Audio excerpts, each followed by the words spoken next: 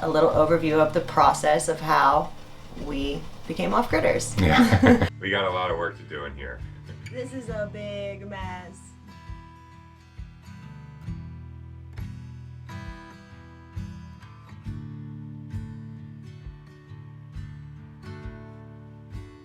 This sucks. I know it was coming, but you just can't get anything done in this. It's just so slippery, so wet, cold. Yeah.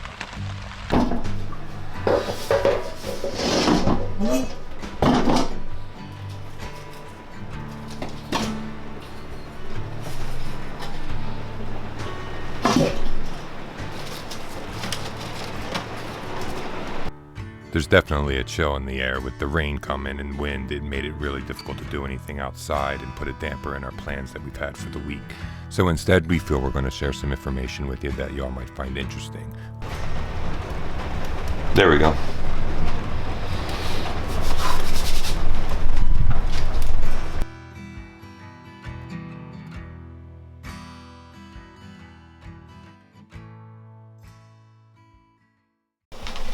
Good evening, Soul Fed family. We've been getting lots of comments and questions on how we chose the land and the place that we did for our off-grid experience.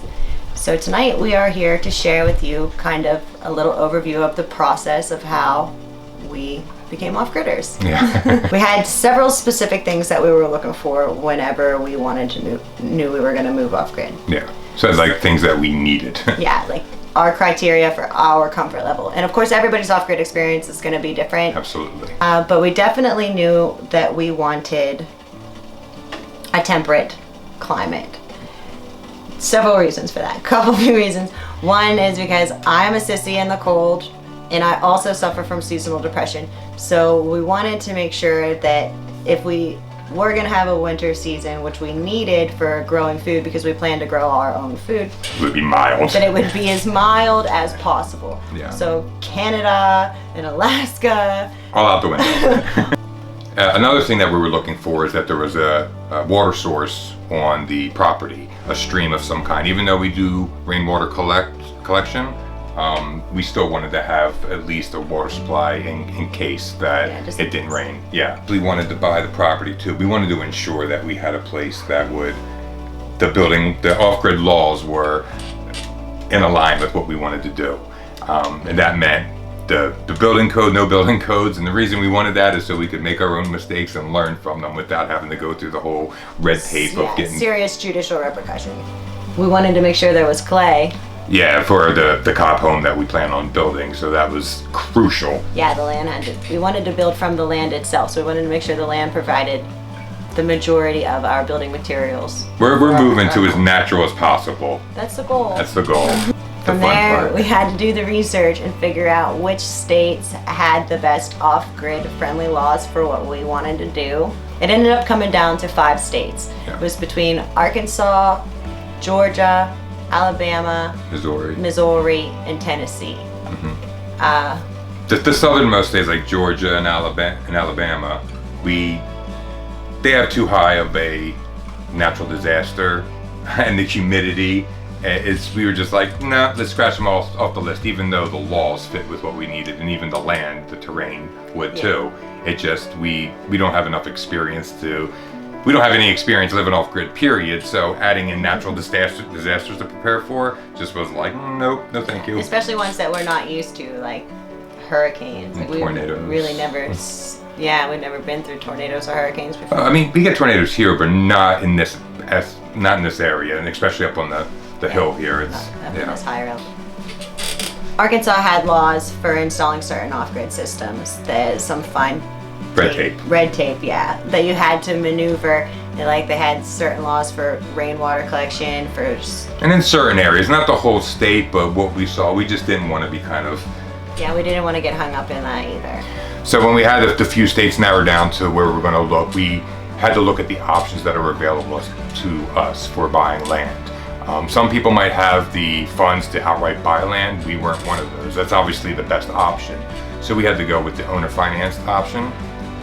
We talked to about 50 different companies, and we found one that just resonated with us. They were knowledgeable, they were legit, we did our due diligence. So if you do go the owner finance route, make sure you do your due diligence, that they actually own the land, because there are scams out there.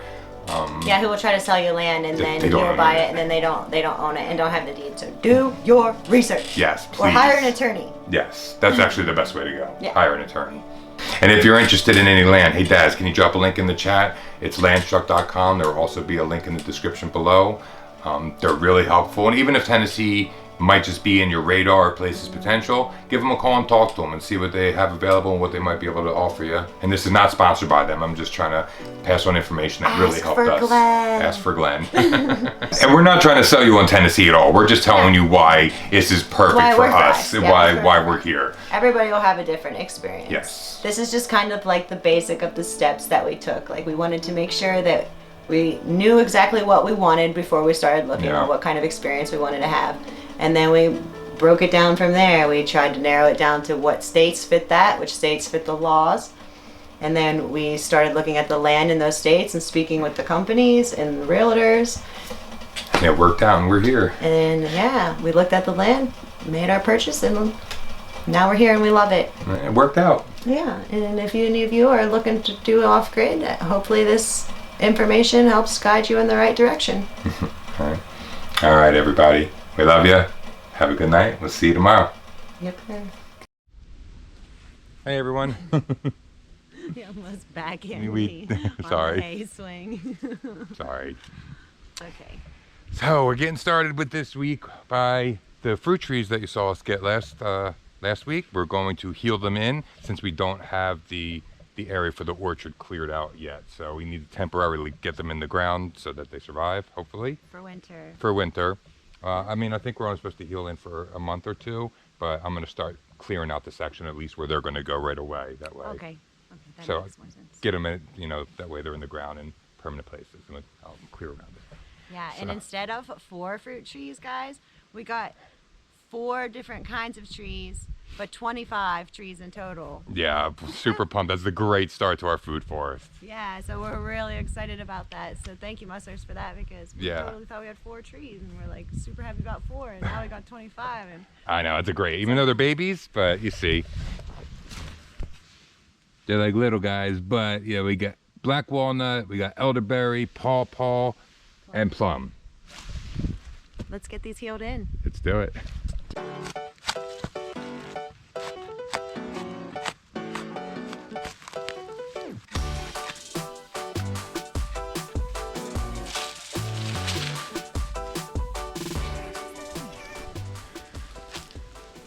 And we found a lot of different information on this, but from one that we saw that we liked, we're going to separate them by just a couple inches, so prevent any of the roots growing together as much, I guess. But you see, little fingers, so I think untangling anything that goes just a little bit over winter, it won't be too bad. So yeah, the technique we're using is you dig like a sloping trench and you lay them in at an angle, and this will help. And then once you cover them with some soil, you soak them real quick, and this will help keep them good until I can get the orchard cleared.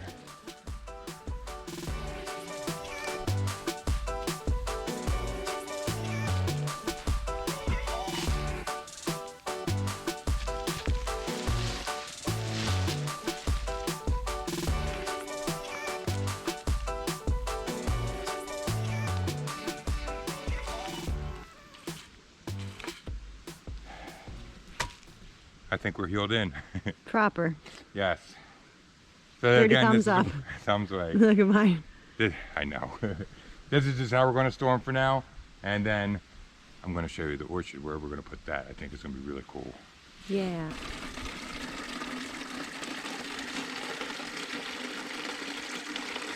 One of the things I saw about healing in is that once you get them in the ground, it's imperative that you give them a good soaking of the roots really quickly. So soak them roots, babe. I'm soaking away.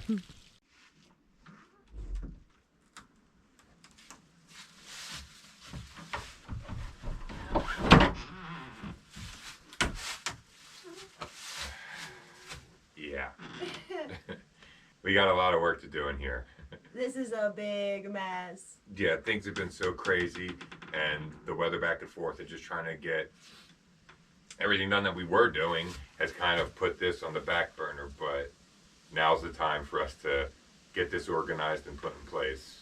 One of the things we want to learn, you know, that I need to learn about especially is I never was good with taking care of my tools. I can't tell you how many hammers and screwdrivers, socket sets that I've had to replace because I just was careless with them. And part of our growth, personal growth into this minimalist off-grid lifestyle is learning really how to take care of the belongings that we do have so that they last for the long run. Yes. Yeah. You don't want to buy and replace. No. So Okay. today's chore, get this organized, get everything at spot, and make sure I utilize it and put everything back in its place. So Yeah, putting it back. you too. I put stuff back. Oh, yeah, okay. You ready? Mm-hmm. Jesus, Sean. Sorry. Accident. Sorry. Uh-huh. Okay. Sorry, honey.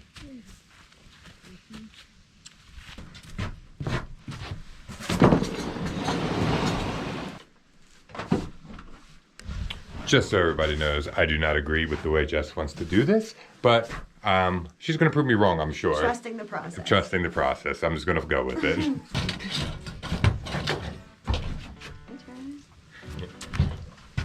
What the heck is this thing? Back away, you demon. Seriously. What is it? I don't know. Maybe that's what it is. It's an old vampire hunter cross. I'll just hang it on the door then. Should have been riding that in like you normally do. Where's your cross?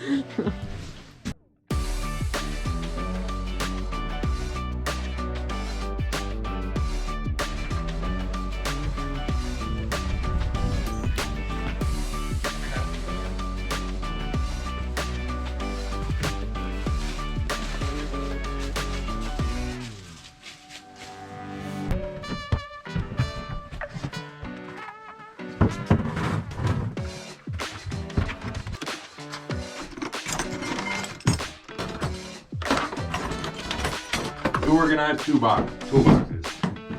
Yay! Making big moves.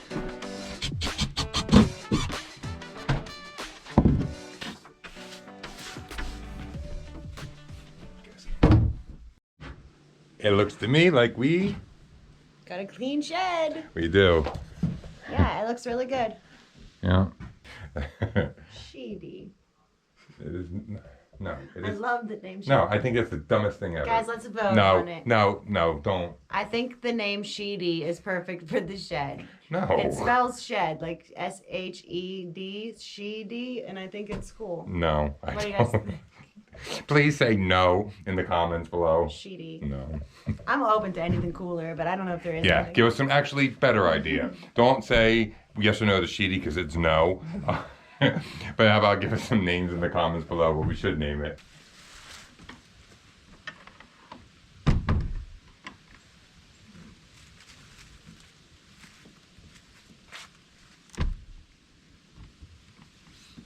You were definitely right. I was wrong. Thank you. I love you. Clean shed. Organization master. We have a few more bales of hay that need wrapped up and tucked around the back side of the hut to help prevent some more wind. So we're gonna work on that now, and not on the back side where the smokestack is, the back side where the wood pile is, around that corner, and starting to work our way down because we don't have any back there yet. We shortchanged ourselves last time on a hay bale estimate.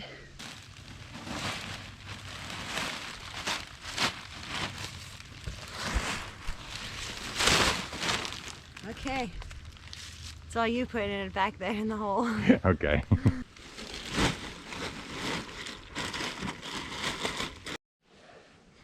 So we're done for the day. We're calling it a little bit early tonight. We got the business aspect of this to work on. We're going to dive into our analytics and see what y'all are really liking and what we need to make more of.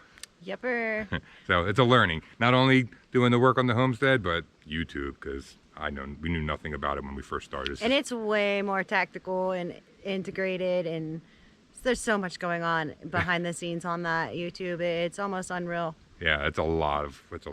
We just wanted to show you something all real quick, and as we go to dinner over Alan's. But it's pretty.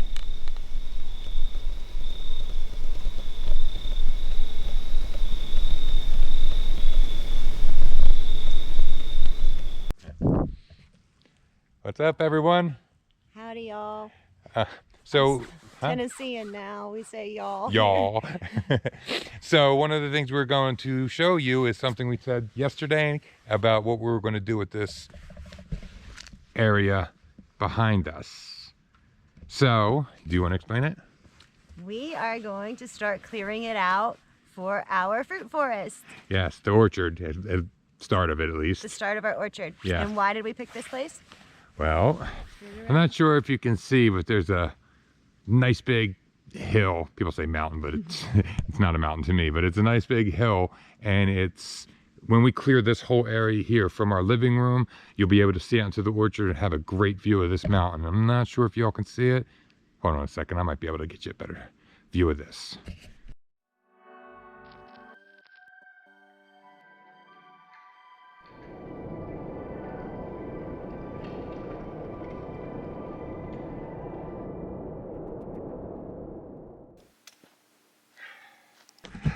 Y'all see that? Really cool, right? That mountain's gonna look, or hill is gonna look great. So we can't wait to share it with you guys, and we can't wait to get started working on this project. yeah, it's gonna be fun. We're gonna be starting this week because those plants the trees that we healed in that we got from that nursery, I was told that we need to get them in the ground as soon as possible. They can stay like this for a little while, but we want to get this area cleared and put them in their permanent spot. And we're super excited to do And we're it super, anyway. yeah. We're ready to clear the orchard. I'm ready to have a food forest started well, at least so next year our garden can be ready to go and everything we're doing. 100%. Yeah. All right, so we're gonna go in. It's been cold out, has it not? Super freezing, as you guys can tell. Yeah, she's in her. Got my fuzzy on. All right, we love you all. We'll talk to you in a little bit.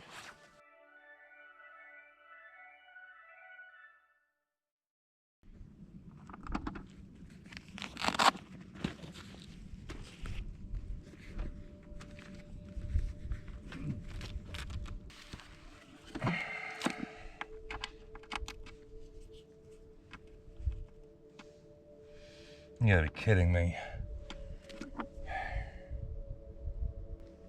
I wanted to give an update on the little solar battery and panel that we got from King Solar. Not long after getting it, the cord that charges from the solar panel that connects to the battery box stopped working. We ordered one after trying to get a hold of the company for, I don't know, a month, and I'm not doing anything, or not even getting back to us.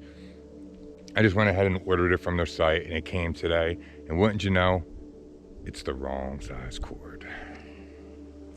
So, you know what? Other than the cord, the first cord going wrong, the battery has actually served its purpose for what we've needed it for so far. The basic needs, but their customer service is abysmal. So their lack thereof. So I can't recommend anyone buying the King solar battery system just for that specific purpose. Other than that, it does work pretty good. Charges quick, but if they have a problem with it, good luck getting a hold of anybody. So with it being so cold the past couple nights, I want to check in and get an update on how Alan's ceramic pot with the candle and the Crisco, see how that actually has been working for him.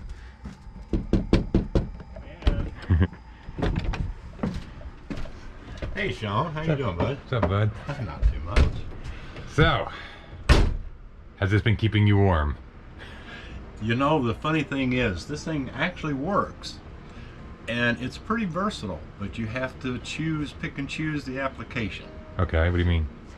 Well, up until now, the temperature hadn't, up until the last few days anyway, hadn't been getting that much below freezing. Mm-hmm. It'd been, at night it would get down into the 40s, maybe into the 30s. And when I put it in the bedroom, small space, it would keep the temperature back in the bedroom about 10 degrees warmer than the temperature I had out here. Okay, so a noticeable difference. Noticeable difference. And what is it that you have exactly? So Alright. people that didn't see can see. When you set it up, you go to the store and you get a cheap can of Crisco. And in the Crisco, you sink 3 candles, 2 or 3 candles. I chose to use 3. Mm-hmm. And the Crisco is supposed to be a fuel for this that lasts 72 days. I don't really buy that. How you haven't been seeing that? I haven't been seeing that. It's Okay. Maybe last a couple of weeks. Hey, it's still something. Still something. But And then it's intermittent. You don't. But then you did see some actionable, like, results. Yes. Would you recommend it to everybody? What I was interested in is an emergency heat source.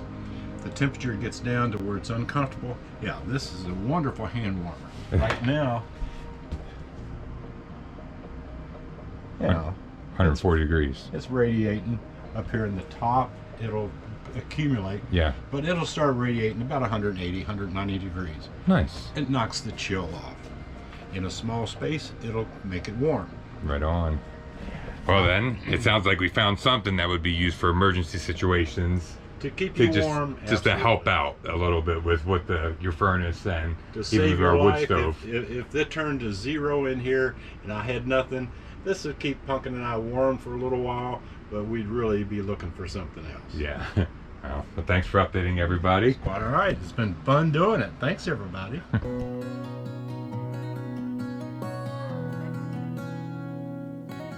In the dark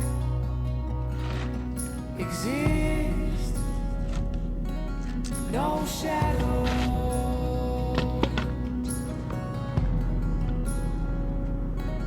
In the dark exist no shadow.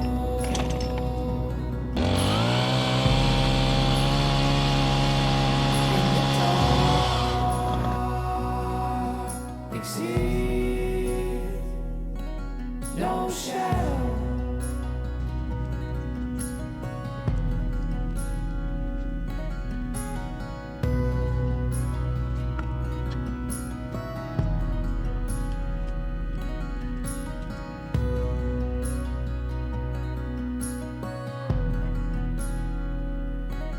If they say it's too late. I love you. Yeah, me too. I know. Good evening, everybody. Happy evening. Happy. So Jess and I took the first majority of the day kind of off from the camera. Some of you know this, some of you do not. But today, Saturday, is me and Jess's birthday. Yes, we share the same birthday. Yep. Different years, same day. Well, He's older. what's even weirder about it is when my mother was pregnant with me, she really wanted a girl. And I remember from a very young age, she always told me that she was going to name me Jessica if I was a girl. She wanted to name me Jessica. Well, she got a daughter-in-law born on November 20th, named Jessica now. Yepper. Hi, Kathy. So, but yeah, we're going to enjoy a nice dinner tonight together. We're going to cook with each other. I think it's going to be awesome. We're kind of a feast. I call it a land and sea. Sean calls it Surf and turf. surf and turf. It's surf and turf, right? Land and sea, I don't know. I think surf and turf sounds country club. We're off grid. Whatever. Land and sea. Okay, land and sea, and whatever you want to call it. Yeah, so vegetables and steak and salmon. Yeah. And we're going to share the cooking experience and the rest of our birthday with you. Yepper. So come along.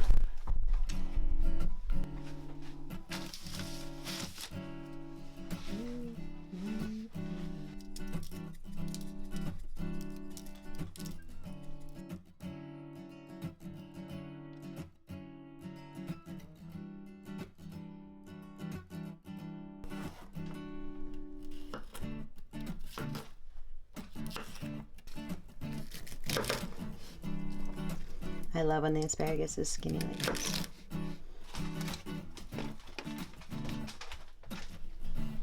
It looks so festive. It does. Looks like a fajita. But it's not.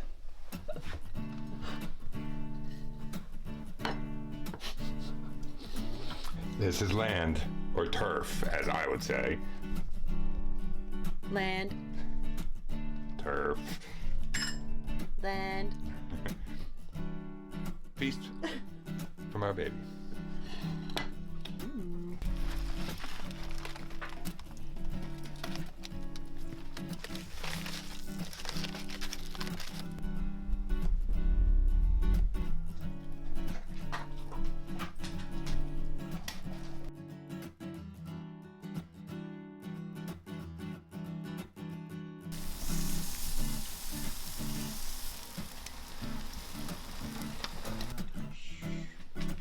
Oh, yes.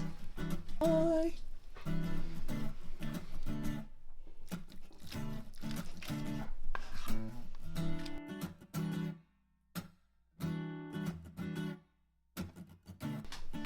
Happy birthday, honey. Happy birthday to us. This was a menu was put together by me, everyone. Yes, I'm going to eat it.